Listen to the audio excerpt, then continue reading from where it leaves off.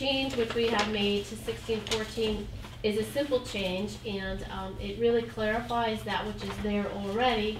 And what this change does now is it makes it clear that any hauler, septic hauler, who wishes to dispose of septage within Danbury and has a duly authorized permit is authorized, and we have added required, to dispose of the materials at the Danbury Sewage Treatment Facility. So that is the first change that we made in the ordinances, consistent with the committee's request. And the second change is a round of changes that we made really just works in concert with this change.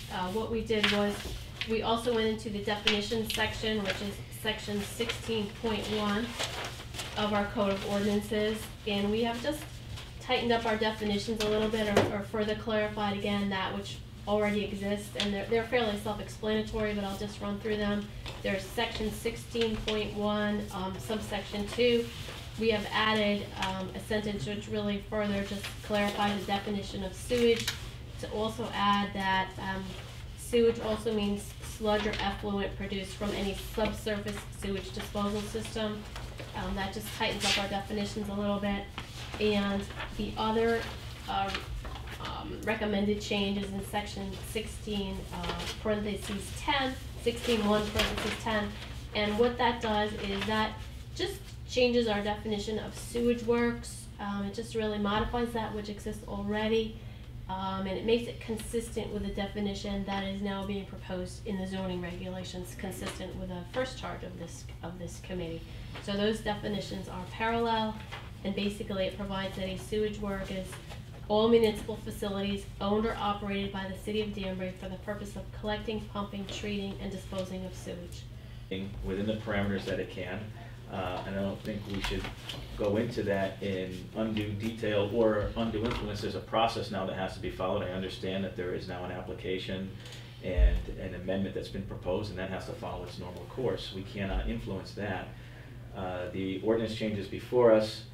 The issue of fees, I mean, what this seems to do is address the concern of the committee and of the council.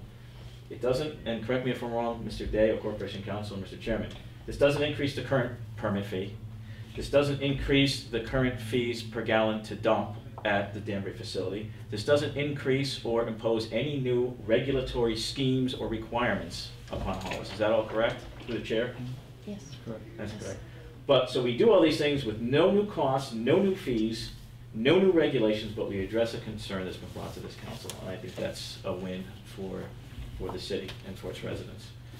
And that's all I have to say. Things, and we try to include as much language as we possibly can so that down the road some Sharpie doesn't get their hands on it and figure out a backdoor into this. And I was wondering if maybe what we could do is also include a clause that would say something like, anytime there was a proposal that materially affected the sewage processing system, it would need the permission of the council or of planning or of a department, the water department, the sewer department. That way, regardless of what they came up with, if the city were to decide that this would have some sort of substantial impact, before they were allowed to proceed, they would at least need permission from the city. I'm sure that's a breakable clause in court, but it would at least give us some time to avoid perhaps what we almost didn't avoid during the recent issue. So no matter how we parse the language and how they parse the language, there's still this umbrella thing. Look, we don't know what you guys are doing, and you're really creative with your language, but still this is going to have some impact on the system. And since it does, we already have a regulation in place that says you need our permission to do that. That's all I have. Thanks.